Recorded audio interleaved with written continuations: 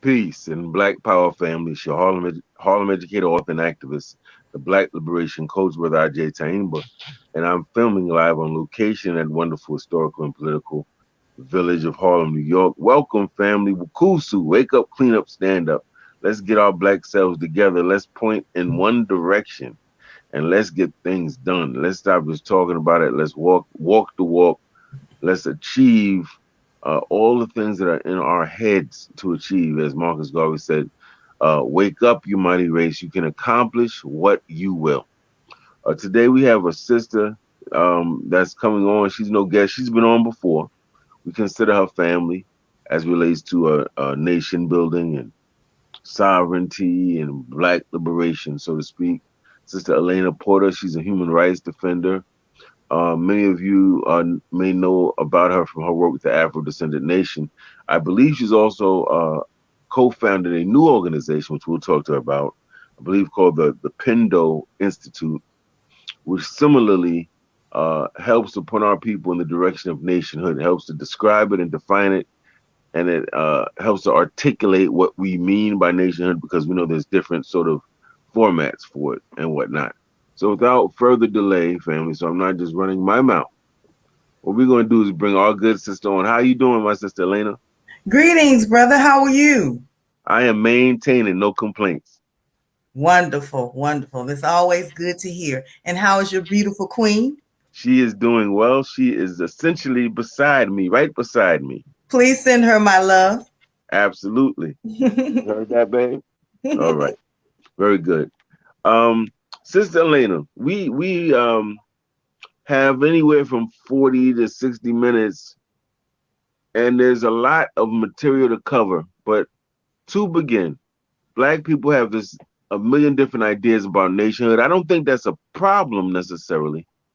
But when you talk about nationhood, what is your idea? If you could summarize your model? Are we going to a place in Africa? Are we going to some place in the Pacific Island? Pacific, where are we going? Is there some landmass we're going to, or are we talking about a nation within a nation concept? How do you see that? Well, let me explain to you, and we do have 45 minutes, so I'm going to take the time out to explain to you the basis of our right to self-determination and the basis of our nationhood. After 1865, during that time, we had international rights that applied to us. Those of us who came from Africa, because the point of entry for our ancestors predate 1619, we were already here. That is a myth. So our ancestors came here in waves. They came in here in different ways. And our ancestors that came through the transatlantic slave trade, they are the last wave of Africans that was forced to come here. That has a legal, economic, and a political connotation to it. According to the international laws at that time, our ancestors, those of the ancestors that were actually came from Africa, they had a right to return. Those ancestors that were already here had a right to return to their homelands here. So you're dealing with a situation of internal sovereignty and external sovereignty. Those who wanted to go back, they had that right to go back to Africa, and we still have that right to go back to Africa and set up a nation there. If two nations want to donate land to us, or we purchase land and we have the rights and the blessings of two nations that would give us the opportunity to exercise external sovereignty, we have that right. It all falls under the right to self-determination. And we also have a right to practice internal sovereignty as a free association insular nation. And there is an example of that here, right here on the United States soil in Washington, D.C., with this tribe called the Lumi tribe. It's spelled Lummi. And what it will look like is we'll be practicing internal sovereignty. We'll have our own will control the institutions that we depend on: our own criminal justice system, our own healthcare system, our own policing. We can do. We'll have transfer of authority to those institutions that we don't control. Our own school system. So that's how internal sovereignty will look. We'll have a special area. Our areas will be protected.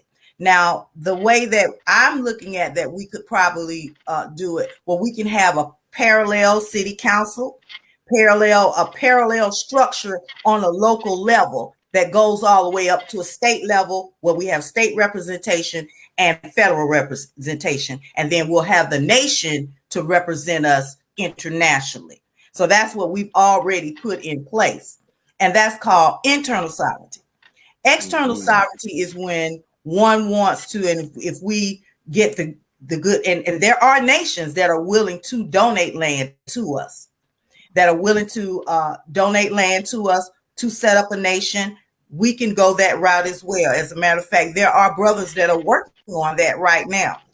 So it's called the right to self-determination. We dictate what we want to do. It's no either or. We do what we want to do when we get ready. It's called self-determination. International and human rights law allows us to do that under the 1960 Decolonization Conventions, under the International Covenant on Civil and Political Rights, Articles 1 through 3, Articles 4, we have non-derogable rights. Also under the ILO 169 agreements, UNIDRIP, the Universal Declaration of Indigenous Peoples' Rights, because we are indigenous to this land. We are now, not. Sister Elaina, I want to stop you there. I want to explore that. I want to explore that because so many of us, including myself, for for the sake of transparency, might be exceedingly well read and informed and knowledgeable, got degrees in Africana studies, and I just learned this year that our people were indigenous to this land. Yes, yes. With all that study, I just learned that. Yes, So I that was figured it. if I just learned that, that was probably millions of Africans, new Africans, black folk that didn't know it. Could you help people understand? Because in school we were taught, we're black and there's white and there's the yellow man and the red man, and the red man was here. And yes, some of us were formerly enslaved and we ran away and we worked with some No, of the Native no, Americans. We no. never saw ourselves as indigenous here. Could you explain that for us, please? Yes. That's very Well, important. let me go back to the predecessors of the Euro-American settler government that we have now. This land here in the United States has been colonized several times by the Dutch, by the French, by the Spanish, by the British, and the British offspring, which when Great Britain flushed its toilet, it sent its criminals, its debtors, its prostitutes, its criminals here. And they were supposed to come here and work off their debts. And I believe that was in what do they call that? They were indigenous servitude. That's what they were doing. Okay, so there were people already here. Africans were seafaring people. The original phenotype of the indigenous people are of Australoid look, a Melanesian looking person. The Native Americans that we see who are of the European and Asian phenotype, they are the Johnny come latelys.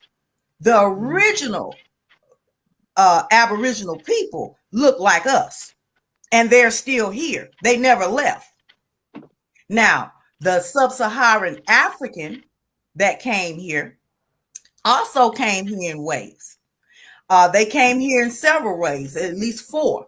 The last wave of Africans came here through the transatlantic slave trade as well.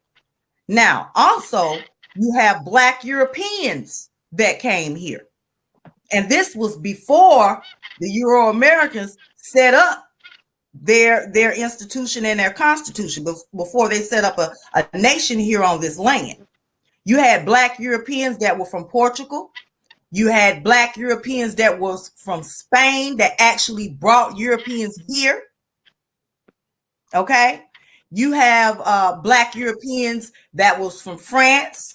I had a brother that came to me that had the fee simple charter to 15 states because one of his ancestors came here in the 1600s and they actually had land. So we have been misled through the public school system and the media about our true identity of who we are. We're not just Africans. And Dr. Clyde Winters has done a impeccable job on, doing the research and showing who we are as a people. Dr. Ivan Van Sertima has done a lot of work showing that we have a presence here before 1619. So what that means is we were supposed to have enjoyed the same status as other autonomous peoples, like the Native Americans. We were supposed to enjoy that status, which would have given us an opportunity to control our own institutions. We would have had a certain degree of autonomy. But due to the fact that we're treated like we are a simple minority, like we swam beside the Mayflower, when that is indeed not true, our identity has been misappropriated. And as a result, our human capital, our resources, our wealth, our land, cultural, and property rights are being misappropriated right now as we speak. We're not going to get reparations solely on slavery. Reparations is going to come in the form of the criminal offenses because the United States is avoiding and circumventing its state responsibility, okay, when it comes to Black Americans. We are encapsulated into their polity and into their constitution, legislation, and institution as a minority when we are not. We are a people. And that has international and human rights to autonomy and self-determination and land rights that flows with these things. Do you understand what I'm saying? Absolutely. I know you're familiar with our beautiful brother Ramzu Yunus in Detroit. Yes, I am. Real warrior brother, real fighter, real thinker, and organizer. And I know that he's constantly talking about how he wants the people in Detroit to come out and take their power and things like that. And to the average person hearing that, they're like, "What's this, brother? We can't just show up and take over and get money and this and that." From where is he deriving this understanding that we can actually do that? What brother Ramzu, and I'm going to translate this into legal terms. And on your end, you do have a presentation that I sent you. So if there's a term that you don't understand, refer to the presentation. What brother Ramzu is saying, just based off of the description of our identity, we are encapsulated into the polity of the United States as a simple minority without our consent. When we were emancipated, we were not freed. Our presence, we were transferred as a people from private property to state property as a surplus disposable population. What Brother Ramsey is saying is we did not agree to this relationship, and we do not have to stay in that relationship. And there are certain things under the 1960 Decolonization Convention that says a colonized people like ourselves, we can withdraw our consent via a plebiscite vote, via a declaration, and there are other means to transfer authority to ourselves as well. That is where Brother Ramzu is deriving his information. Under the 1960 Decolonization Conventions, under the International Covenant on Civil and Political Rights, under the Universal Declaration on Indigenous Peoples' Rights, under the 1976 Algiers Rights of Peoples, that is where he's deriving his information. He is deriving the fact that the relationship is parasitical because of the fact that the United States has us as a simple minority. whatever resources is earmarked for us, it's misappropriated to all other groups.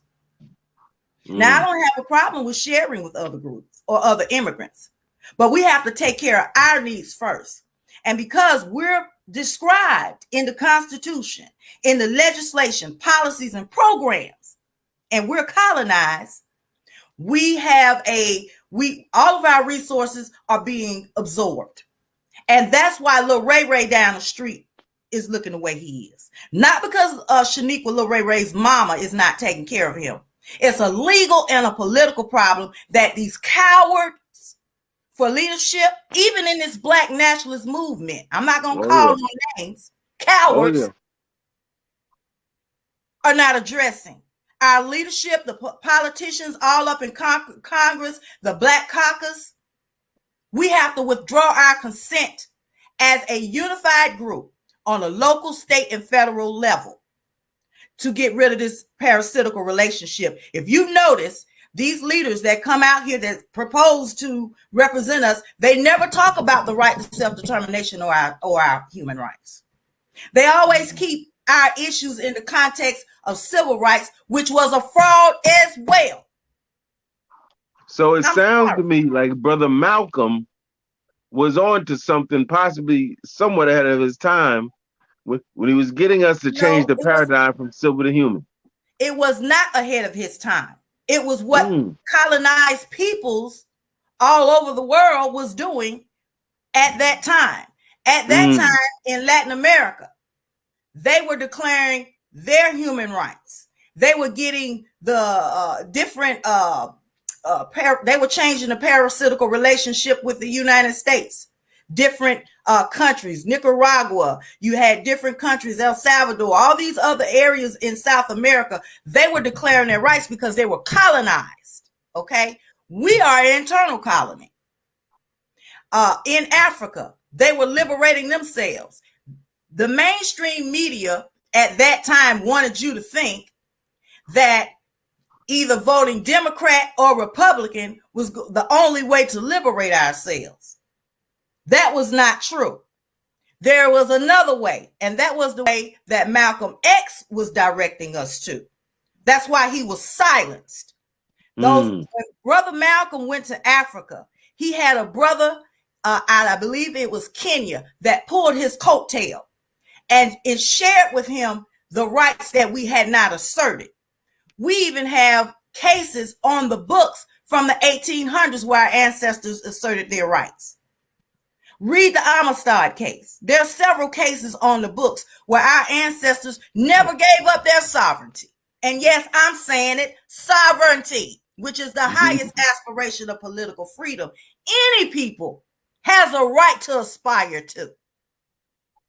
Okay, so that was the direction that we were being taken by Malcolm X. Now, what happened, and if you go back and listen to Malcolm X's video, the one that talks about the Big Six, corporations got involved. Okay, there was money that went across the table, and as a result, the masses were manipulated. And that's what happened, hands down. That's what happened to us. So we have to undo the mess that was done, and I said it. Integration was a failure. It's still a failure. It's a failing policy, and we're fools to continue to go along with it. Agreed. So for anyone, for those who like what they're in right now, they have that right. They can stay there. They like eating crumbs and licking boots. Keep boot licking. Good for you. But the rest of us, we have a nation. All you have to do is withdraw your consent via declaration or a plebiscite and form city councils. That's what we can do. Wow. Do you understand?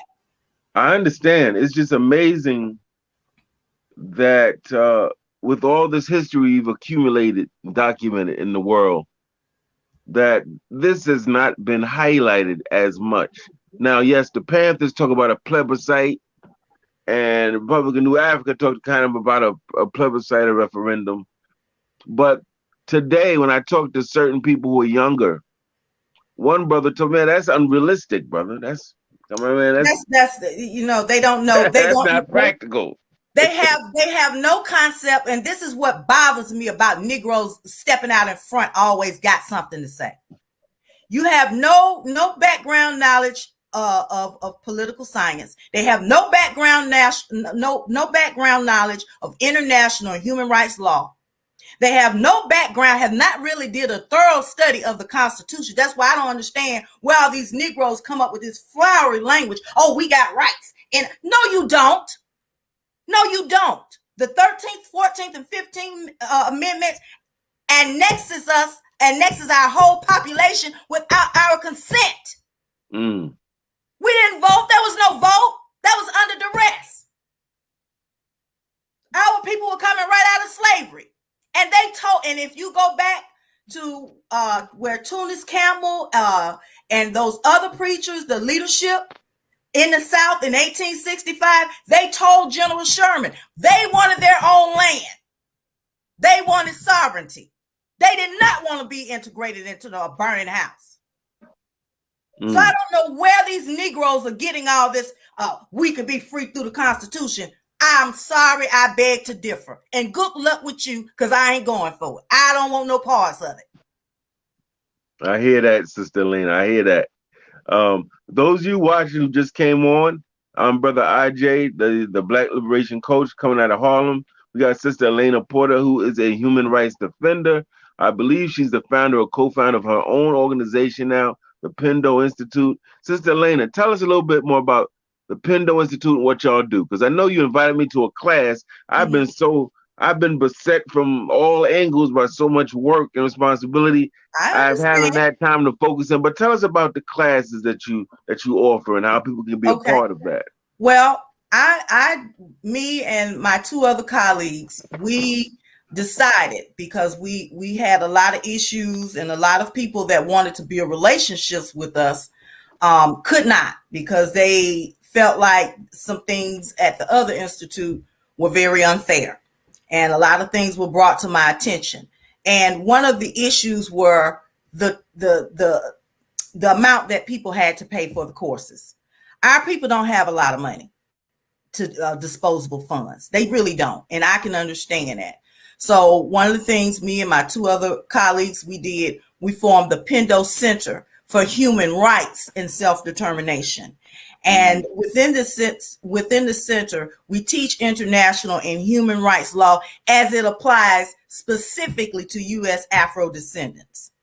Also, we are capable of drafting communications, filing petitions, complaints within the international system to assert our rights. Right now, I'm going through a training program in the through the Inter-American Commission to get additional training concerning policy and how to bring those inter-American human rights on a local level here for us here in the United States. And the first thing that we began teaching is, what is human rights? What does it mean to be human? Because we don't see ourselves on equal footing. Even some of the people in this Black liberation movement, we don't see ourselves on equal footing with the Euro-Americans. Like, we can't practice nationhood. Yes, we can, and that is our right. And that's what we teach at the Pindo Center for Human Rights and Self-Determination. I give the students a syllabus for free. They receive the manual for free, and they're placed in interactive classes for free, which I always upload videos, different articles, and basically the class is interactive, but it's also self-paced. Now, I do teach face-to-face, and I charge a small fee of $25 for that, but it's to get the information and make the information available to those in leadership, those who are in different movements on the ground, specifically our people who are in our militias. They need access to this information, okay? One of the reasons why we're still in the political situation that we're in is because the masses are ignorant as to what has happened to them. That's why we're in the situation we're in. It's been drilled in our heads that you're a minority, you're a simple minority, you're a minority, and you don't have any rights, and that civil rights and integration was the best thing since sliced bread, when that is a lie. So we're in the condition we're in because of ignorance and manipulation. Hmm. I feel that. My sister, I am completely with you. I wanted to know because I want to make sure that we connect people listening who are feeling your information and your energy to your center. So if Okay. people want to take your classes, let's say, how would they do that? What website would they go to? They can go to Pindo, the number 4, freedom.org. And they can also send me an email at Pindo, number 4, freedom at gmail.com. And that's Pindo for Freedom.org. I'll put it in the chat.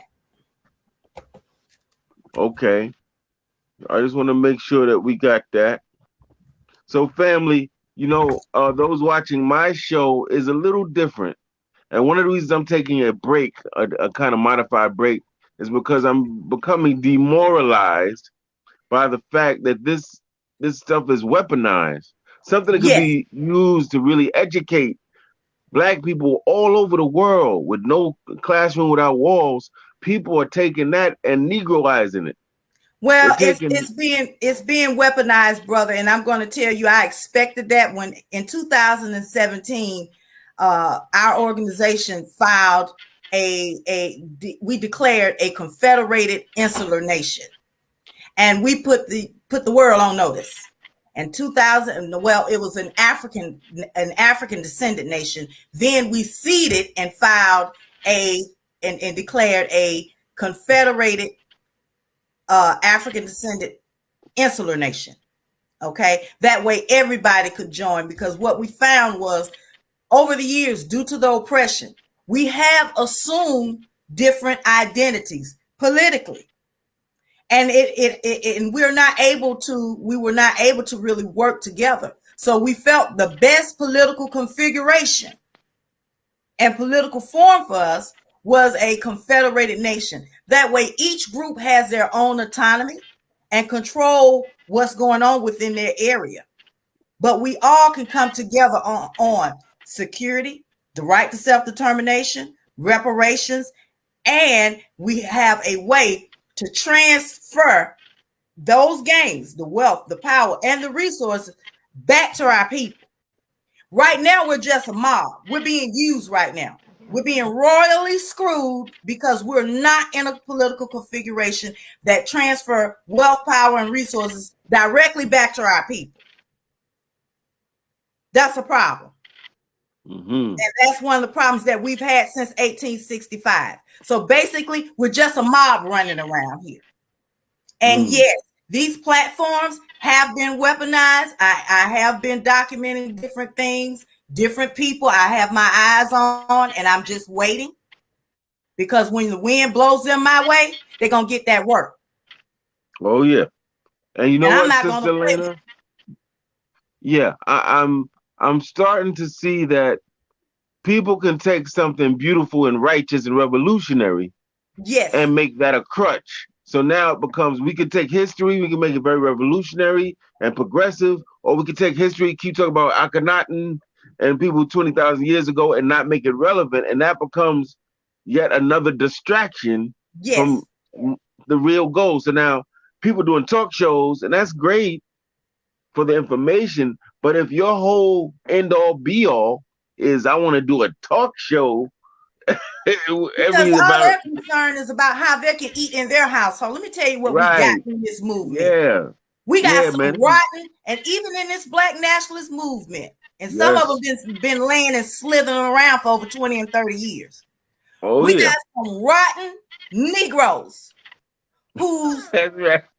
who don't care about anybody but themselves and what's going on with them. Okay? That's right. They want fame. They want to be recognized. They want you to donate all this money, but I'm not giving nobody a damn dime. Okay?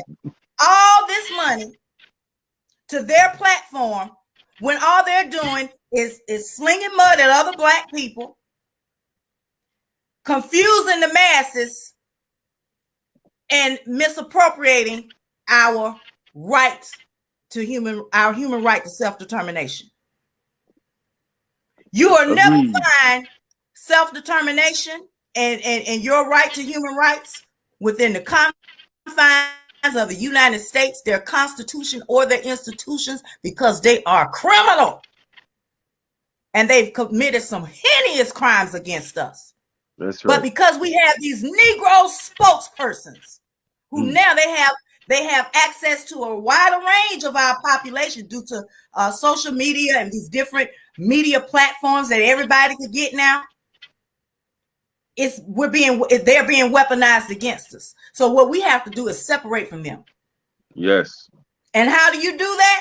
Via a declaration, form your own city councils, and have local plebiscites, and put the proper authorities on notice that the boat stops here and stay off of their platforms.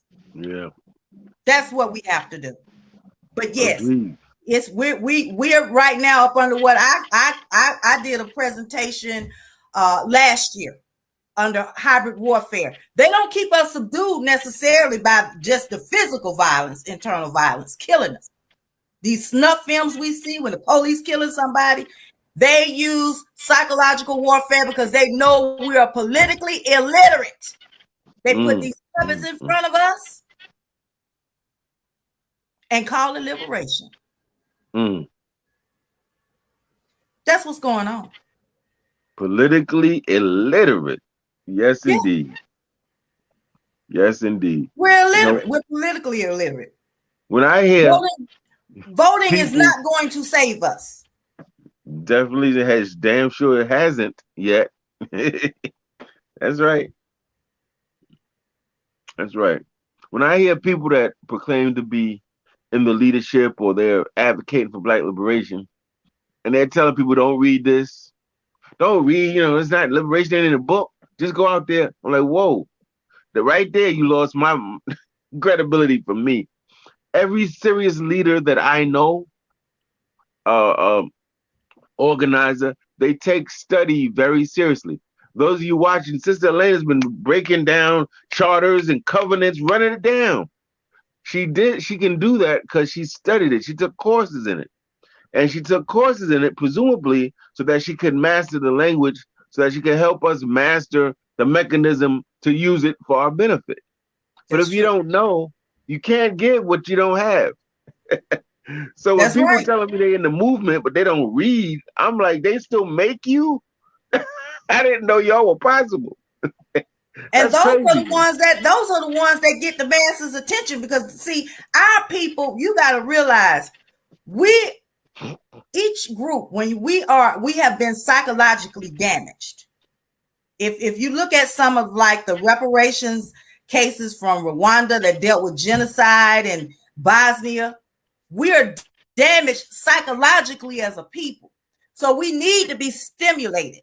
And anybody that gets out in front of a camera and just give us a little bit of attention, they could be talking jaw jacking, all kind of bullshit. You know what I'm saying?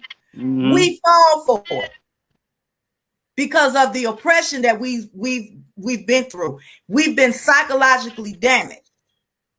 So yeah, those leaders who are not well read can get front and center in front of us, and we'll follow them down the road to you know where. But the buck stops here, because every opportunity that I get, as long as I got breath in me, I'm going to make sure we have the right information. And I make it a point to put it where it's available to our people.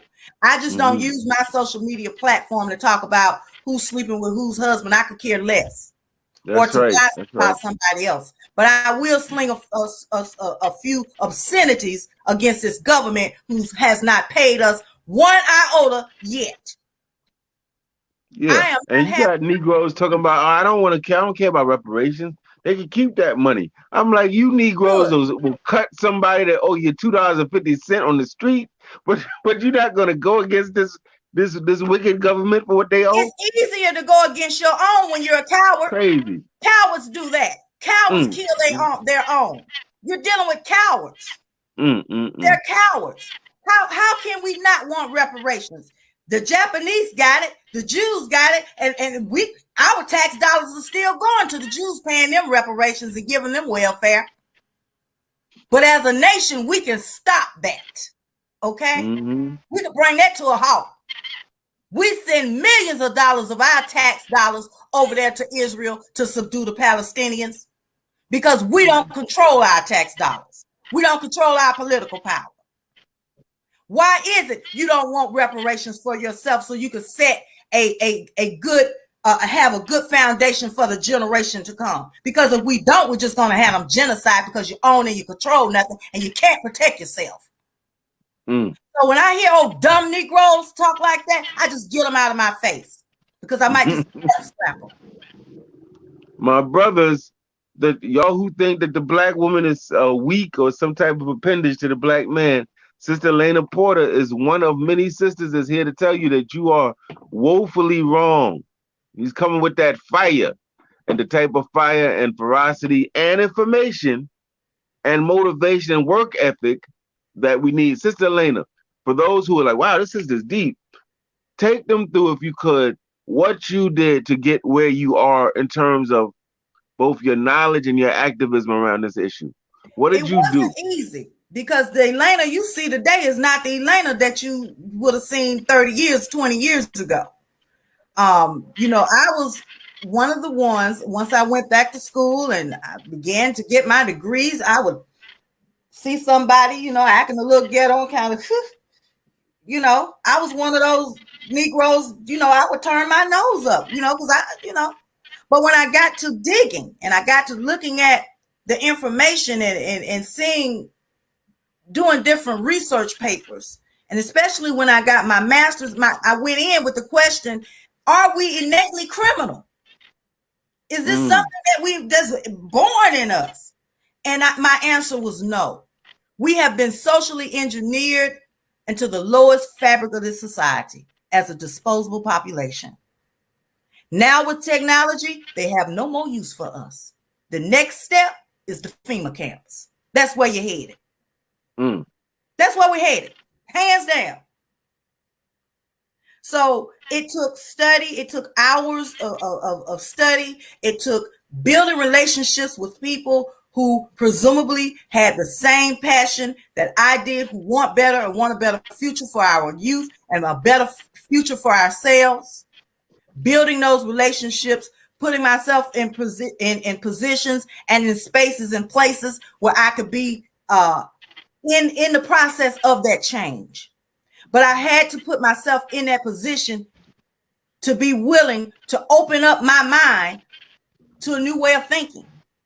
And that's a challenge for us because we've been socially engineered to think politically a certain way since we were in kindergarten. During Black History Month, we have these Negroes who's basically done absolutely nothing, put out front and center. They talk about the good things Martin Luther King did for us, but let's talk about the political connotation that it has, the economic connotation that integration has had on us. Is he really a leader that I want to showboat when we pull the statistics and we look at the intergenerational poverty rate? We didn't need no preacher. We needed a political scientist. We needed a lawyer, and we needed an economist. We didn't need no preacher. And he was the one that was at the table. And right now, intergenerationally, we've suffered. The murders have escalated. The colonization is escalated. We have illegal population transfers all over the United States. That's not gentrification. That's an illegal population transfer according to international human rights law and a characteristic of colonization and belligerent occupancy. And I want somebody to prove me wrong. That's what's going on with us. That's what happened to us. So is he really a hero? Yeah, maybe in his last days when he figured it out. But what could have happened if he had partnered with Malcolm X? What would have happened? Why did it have to be a distinction? Why did it have to be an either or? Why did we have to go that route of integration? We have to stop the bleeding now. We're on life support as a people. 45 million people who can be rounded up, carted off, taken to FEMA camps, and gassed at any time because we have no way of protecting ourselves. You own and control nothing. We don't have a base. Well, Sister Elaina Porter is breaking it down. We got my Queen Bee is bearing witness to what you said. Say that, sister, that's right. Um, I'm very curious to know. There's so much study required here. Could you highlight for us a few of the key documents Yes. that our people should be familiar with as they start their journey into nationhood and sovereignty? The key documents that everyone should read is the 1960 Decolonization Conventions. They should also read the 1966 International Covenant on Civil and Political Rights, Articles 1 through 3, Articles 25 and Article 4. Very important document. The United States signed off on this treaty, on this convention, but they have reservations and understandings and declarations where it's not judicable here in the United States. And there's a way around that too, but I'm not going to go because we're going to be having a big tribunal very soon. So I'm not going to go into detail with that. Also, the International Covenant on Economic, Social, and Cultural Rights, Article 1. The ILO 169 agreements, Article 1, Paragraph 1, which talks about identifying ourselves. The 1976 Algiers Declaration. The 1949 Fourth Geneva Conventions, which is humanitarian law, applies to us as well. Anyone that's in this Black liberation movement who propose to want freedom for our people need to study before they start running out in front of these cameras. Get out of the cameras and get in a book. Yeah. Because they're leading our people down a road to nowhere. Out of ego. If we had our nation organized and we had our militias unified, we could get together and transfer our police authority to our militias. And they could be the police. And we got areas all over the country. I was in Chicago 2 or 3 months ago. And there's areas in these big cities where the police departments are getting taxpayers' dollars, but they say, I ain't going over there with them Negroes. They're crazy. Because it's too violent. It's too out of control. Well, that doesn't let the United States government off the hook, getting tax dollars, paying for buildings that's empty, that's supposed to be police stations with equipment that's not being used. Under the we can transfer that authority, get them out of get the funding, and we be the police in our own areas. But see, we don't have that structure yet because we're not organizing correctly. We're not well studied. We got people who want to come out here and clout chase and get on YouTube and beg, hit the like, hit the like for what? What are you doing? That's right. And I'm just saying, brother, and I'm not being facetious. I'm just being real where we are. The stupidity has to stop. If you're going to talk about Black liberation, you should be well versed and well studied and have a plan to liberate your people. Indeed. You know, I'm looking at laws that will help us. Once we organize and we solidify ourselves as a nation, There are international agencies like UNCTAD that will come in and help us re-erect our economy. We had an economy after slavery. Look at Tulsa, Oklahoma. In many other areas, here in Georgia, they had white people would run. Those lynchings were politically motivated. They would run the business owners out of town, lynch them and hang them, because our people didn't factor in security.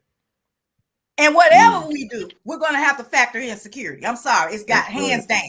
Even if we got to send our people to another country and train them and come back here and be security. Security needs to be the fabric of everything we talk about in terms of nationhood.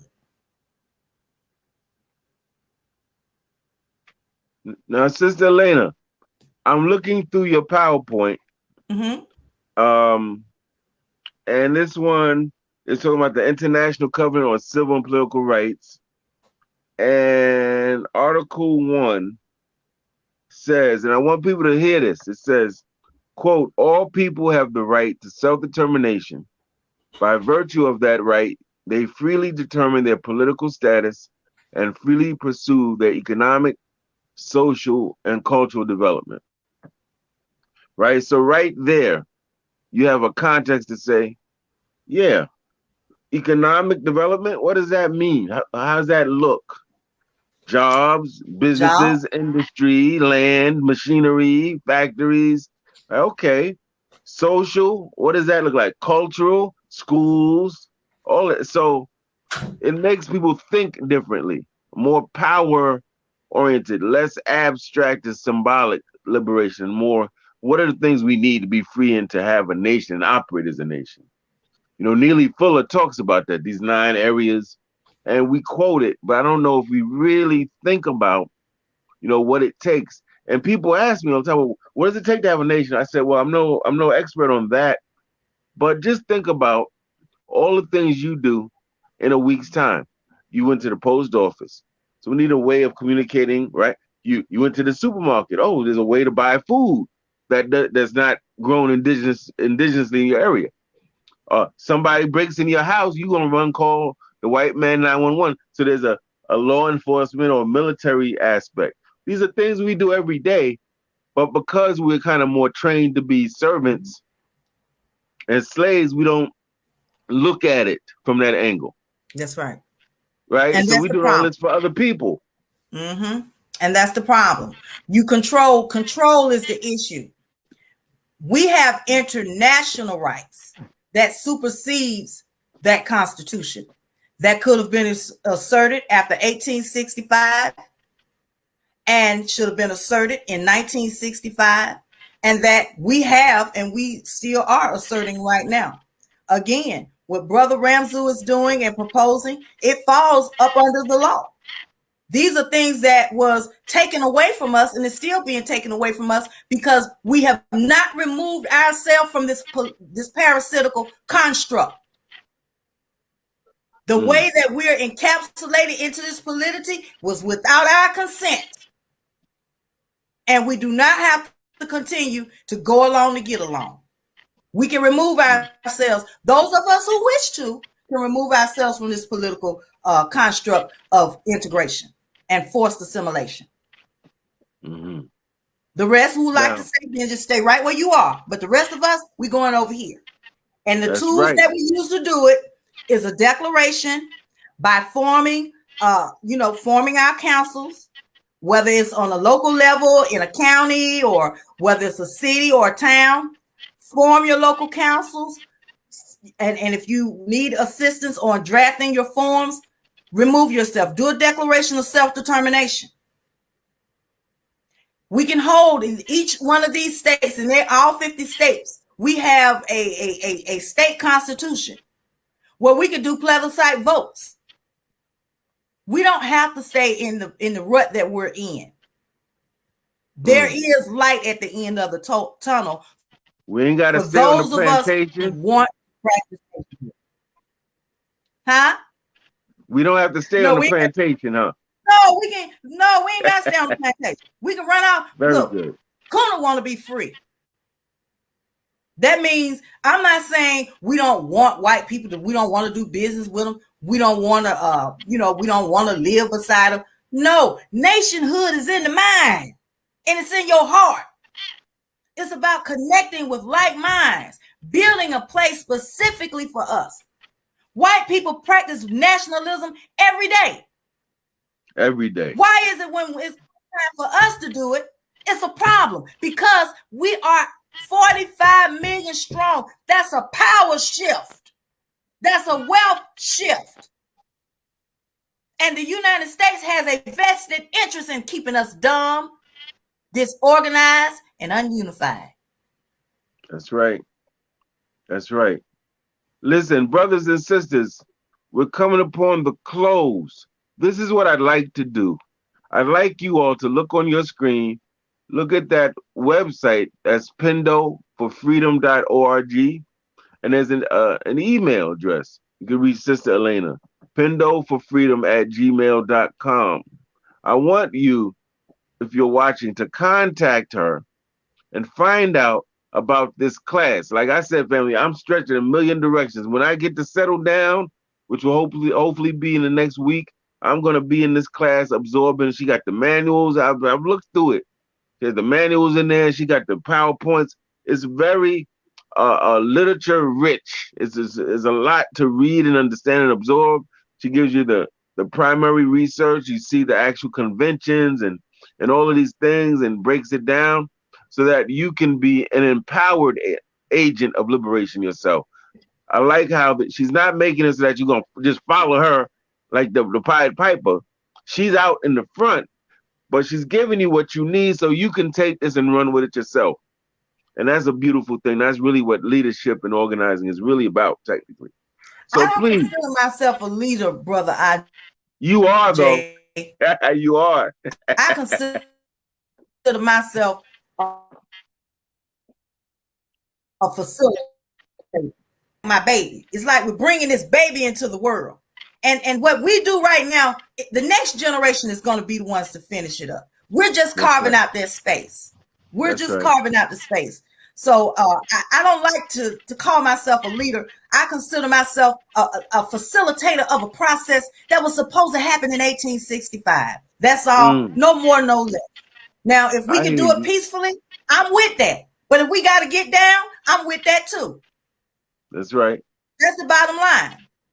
That's right. I like that you're clarifying terms, and even the way you see yourself is self-determination too, right? That's right. So I don't see myself as a leader. This I say I feel you, because I don't see myself that way either. I see myself as a Black liberation coach. I'm not trying to lead nobody nowhere. I'm just that's right. Just trying to get the troops in shape, so that when they get to you, got me in shape on one of your shows, Elaina. You're gonna have to behave on my show now. See, I'm being behaved on this platform. Oh, please. You can say whatever you want. I appreciate you. I watch your coaching, and and that's where I can be more palatable, because I'm from the South, okay, and I can get a little gangster too. So I watch your videos, and I can have conversations with certain people in certain places, and I can tell you, we got some leadership on the ground now that's in places, specifically here in the South, that's they're listening. Some of our leadership that are on the local level, they are listening. So I had to become more polished, and thank you for that. Oh, if I helped out, I'll take it. I'll take the credit. Thank you. I'm glad I've been useful. I think one of the most important things a Black man can be is useful. Yes. Useful. Just say, is there a need? Is there something broken I can fix? Is there a problem I can solve? And take yourself to that problem. That's how I see it. Yes. I think sisters around the world are saying, where's these Black men at? What's going on? What's good? They running organizations, running households, building nations. And they say, where's this Black man? We need these Black men to help with this mission. So yeah, I feel you. Well, I don't bang on my black brothers, because them, I'm gonna tell you why. And see, I'm cool with everybody. I don't talk down and talk about different people. That's not me. I consider myself, and I think black women, we're the coaches. The black man is the head, and we're just the neck that turn it. We in your ear, whether it's pillow That's for talk sure. or whether you're sliding up next to them. Brother, you really gonna do that? Come on now. That's what we black women are. We are your cheerleaders. So I don't consider the black woman the head of any. We're just your coaches. We're the ones on the sideline. We're the one pulling you off the sideline. You really want to do that? You really want to say that? You really want to do that? These are the conversations that I have with my brothers. I love my black brothers. I respect my black brothers. Black women are not over them. And I don't associate with black women who always say, "Oh, the woman is God." I don't participate in that because our black men have been beat down long enough, been beat up long enough. And who are you? The closest thing to them, you got to beat them up too. You can't occupy the same space with Elaina. I'm sorry. Yeah, my father used to say lions can't coexist with hyenas. That's right. Exactly. That's indeed. That's right. Yes. And on the flip side of that, as we conclude, I think it's important for some of our more reactionary brothers to understand. Stop blaming black women for every problem we got. Family, come on. We can't blame these sisters because just as we want empathy from the sisters, we have to extend empathy to the sisters. We got so many of our people growing up that who do they know? Who's leading the home, doing the budget, making things work, stretching money, planning education, planning trips. So a lot of times it's these sisters. So we have to, if we see a sister, brothers, and we say, "Oh, her consciousness is not there," you don't talk behind her back and beat her down. What you do is help her raise her consciousness. That's You right. get her That's right. right? That's what we're supposed to be doing with each other, helping each other be the people that we can be. But brother, this is where we need to keep the eye on the ball. Yes. The person out of all these, and I admit the black man and black woman have internal issues. We have issues with our families. And yes, I'll be the first to admit our children are out of control. I worked in the school system for 12 years with the crack epidemic, took a hit in these schools. And when you see these, the youth are out of control, that's coming from that epidemic. Now the new epidemic is the pills and the heroin. And that's what you're seeing right now. But at the end of the day, who I blame, I put the blame in the United States government. Oh, you better believe it. That is the person, that is the juridical person that I got a problem with. That's right. Because at the end of the day, those people are wounded, but they are family. That's right. That's right. The person that caused this problem is the United States government. And their puppet leadership that's in front of us. That's what the issue is. It's not against that brother. It's not against that sister. That's right. It's not amongst ourselves. Quit blaming little Ray down the street because he can't sit down in his chair because his mama was on that stuff and his grandma got on it in the 70s and the 80s and now his mama's chewing pills. You got the United States government to thank for that. That's and right. I can't wait to get them in court to tell them what they've done to us and how they're going to rectify it. Now, we're going to try it peacefully, and we should. And I hope it don't have to go the other way. But we got to know that if we don't carve out that political space for our children, you're going to hand them to the FEMA camps. That's where they're headed. Because you own nothing, you control nothing, and you cannot protect yourself. As a people. There it is. And family, in case you missed this very important point, never let the white man, i.e. the United States government, the United States empire, the colonists, the imperialists, off the hook.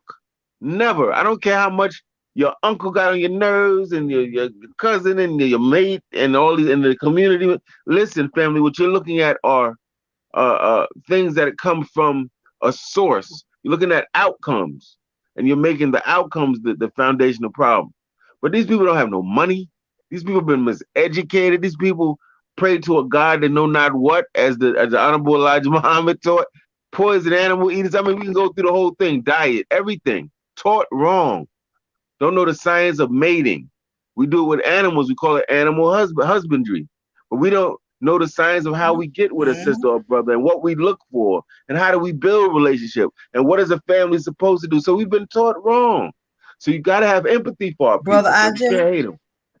brother Yes. IJ, can I tell you something? Break This it down, this sister. the amount of oppression, the human rights violations run so deep in these backside in these different counties. Like I'm here in Georgia. There's a whole county of inbreeds, Mm, cousins. That's how bad mm, it is. mm, Counties of inbreed due to mm, slavery, still using those practices of sleeping with cousins, cousins going. I'm telling you, mm. we are damaged. And when we blame each other, we let the United States government off the hook. That's And the right. buck stops now. And Put the blame where the blame lies. that's right. That's right. Fight the enemy and heal your people. How about that? That's Fight right. the enemy and heal your people because we need healing. We fighting our people and dancing and partying and throwing drinks back with the enemy. We got it twisted, Sister That's right. Elaina. Oh, I know. We really got it twisted. Now I'm not saying that we can't, and I'm not saying that we can't build partnerships, Right. but the That's right. partnership got to lead to our liberation. I That's can right. hold hands with Lucifer if he gonna help me get free. I don't have a problem with that. I hear you. I But the hear that. object, the goal is to be free, to control your space, to control your own to resources, your own human capital, our culture. We have so many cultural areas, cultural towns, all black towns, historical black sites that we don't even benefit from, that our children don't even know about. We got to get control.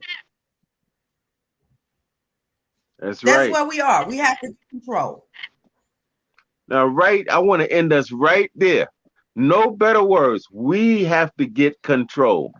And we know what that means: mind, body, soul, land, culture, history, literature, military, safety, everything that a nation needs. We have to get control. And I just want to say this as we get ready to leave. We want to thank, I want to thank our sister Elaina Porter and all of her comrades, the people that she works with, the people she learned from, the people she teaches, doing a mighty work. For those of you who believe in this anti-intellectual BS, we don't need to read and that's a waste of time. We just need to do. We just need to act. Listen, family. If you understood your history, you know the Kabbalion, the Hermetic principles they call them, which originated in Africa. The number one universal law was everything is mental. Everything is here, comes from here. Everything. So anybody that's telling you not to develop this, you need to throw them out the window immediately, not literally, family. Exactly. Immediately. That's the number one rule. We can outthink anybody. We may not be able to outgun people all the time. We may not be able to out finance people all the time, but we can outthink people all the time, family. Right? Anyway, we That's want to thank our sister Elaina. We want you to go to Pindo for freedom.org to find out more. We want you to hit Sister Elaina up on the email. You need to get in that class. You need to get up off that $25. Stop being so stingy and selfish. Throw that money to the sister where you know that money is percolating, is doing work for the people. Get in that class. Let's get on the same page, family. Sister Elaina, did you have any last words that you wanted to share with the people? yes. Unity. That's what we need in this hour. We need unity. We have to unify. Those of us that are in this movement who want a nation, we have to move towards and we have to actually do it. Unity, unify. Let's stop nitpicking and talking about each other and dragging each other through the mud and take that energy and build this nation for our children and the next generations to come. And with that, I yield the floor. I love you all and thank you. Thank you, Brother IJ. Thank you, Sister Elaina. You know, we're going to stay in touch. You always have a platform here with me. Always, all right? Well, the next thing that I'm going to be doing is working on a big tribunal for reparations. So I will be reaching out to you, brother. Excellent, excellent. We definitely want to report all the important updates and share that news with the people. So, you know, peace and Black Power to you, my sister. Thank you for your contribution to the family. Thank you for that. Thank Right? you, and I love you. Thank you. All right. That's our sister Elaina Porter, one of our warriors on the front line, what Walima Baruti would refer to as a front line warrior. I want to say this briefly. A lot of us tend to beat up on, castigate, or discard the things we are not. This is not good. We have to begin to appreciate the diversity in our people. We got to stop this. I didn't go to college, so I'm gonna beat up on people that went to college. Stop, family, stop it, stop it, stop it. We have to learn to appreciate not just people who are identical to ourselves. You have to be able to look in your community and say, "Wow, we got athletes. We got people that kinesthetically are their bodies are fluid. They could dance, they could move, they're coordinated, athletic. We got people who can do art, whether it's paintings or drawings or sculptures. We got people that can speak, that can do poetry, that are so creative and come up with songs and beats and melodies that got the whole world dancing. We got people that can grow food, people that can do engineers, family, whatever you can think of. We got people that's doing it at the highest level. And instead of us trying to nitpick, oh, you're the quiet type, so you banging on extroverts. Don't bang on the extroverts.